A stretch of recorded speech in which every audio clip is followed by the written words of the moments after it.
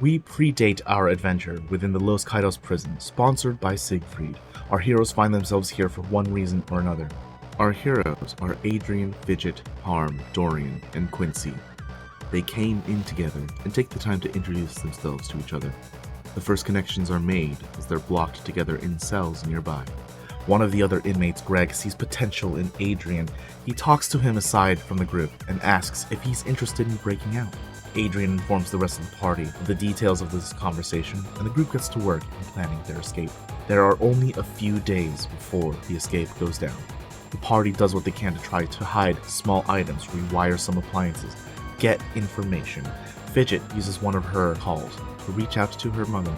Fidget informs her that she was wrongly convicted and she's looking for a way out. She asks her mother to inform Fidget's ex-husband about the situation, and her mother takes the information as best she can.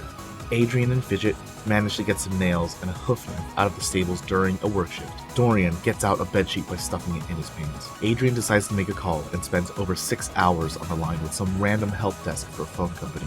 Quincy and Richard, his best friend for life, bicker about, and some tension brews between them. Though some information is gathered that could help, the others are overall unsuccessful in major progress with the plan. The next day during recess, the group gathers and begins to talk about specific actions.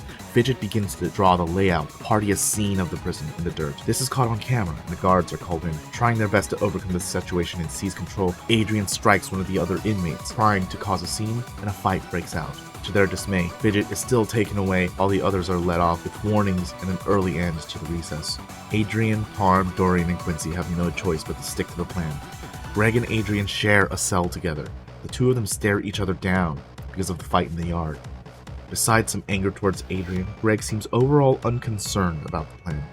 Quincy decides that he's had enough and calls his father, only to be turned away and hung up on. He tries his mother, who does the same, as if it wasn't her son, Holly.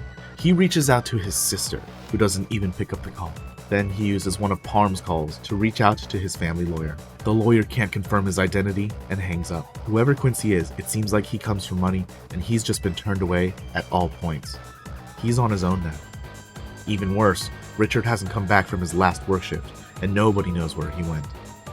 The next shift rolls around. Parm goes to the religious quarters and begins helping those who are finding comfort in whatever religion they believe. He confronts a man who puts up an act, and the act crumbles instantly. Parm promises that he will find better days, and the inmate begins to sing his praises as if Parm was the Messiah. Like a lunatic, the inmate begins spreading the word of Parm. The next day rolls around, and everyone is eager and waiting to act, taking final measures and waiting in anticipation, except for Fidget. Our heroine was taken away by the guards and put into an interrogation room. A man walks into the room. He sits in front of her. He unlocks her cuffs. Fidget is obviously suspicious, but thanks him for the gesture anyway. He seems comfortable and calm. For an interrogator, he's oddly enough not asking too many questions. The man is dodgy. Fidget begins talking and asking questions, and some of them get answers. She isn't detained here for one. And in fact, she was escorted here under the guise by some friends of Adrian, it seems, who put in a call to make sure she's safe. All of this is a bit unbelievable, and she keeps her wits about her. Eventually, the man leaves, the door unlocked, and herself unshackled and free to move as she pleases.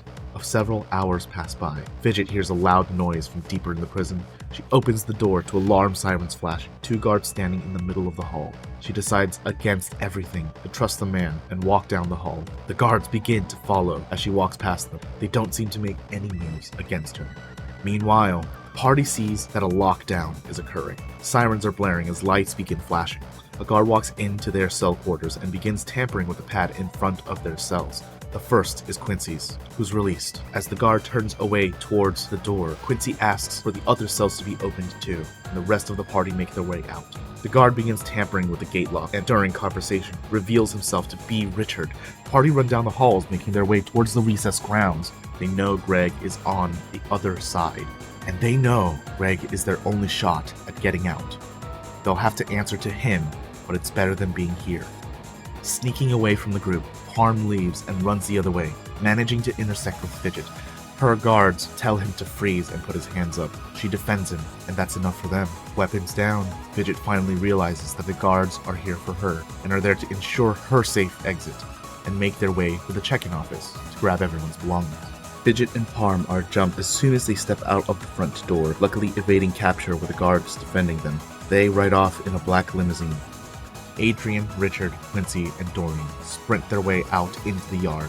The far wall explodes as they continue sprinting. As the dust settles, Greg opens the passenger window to his getaway vehicle. The rear door is opened for them. They make their way halfway through the yard before guards from behind them in the prison open fire. Greg's men open fire in retaliation, and in the commotion, a third party drives up in order to escort the party out of the situation. Helicopters begin approaching, no target in sight, shooting randomly and spreading everywhere, but making good distance between the party and the guards of the prison. In a last-second decision, Adrian decides to branch off away from the direction of Greg's vehicle and joins into this unmarked vehicle. The only person who doesn't see this is Richard. He gets into Greg's car. The door shuts as they drive off, while Adrian, Quincy, and Dorian drive off with Adrian's company.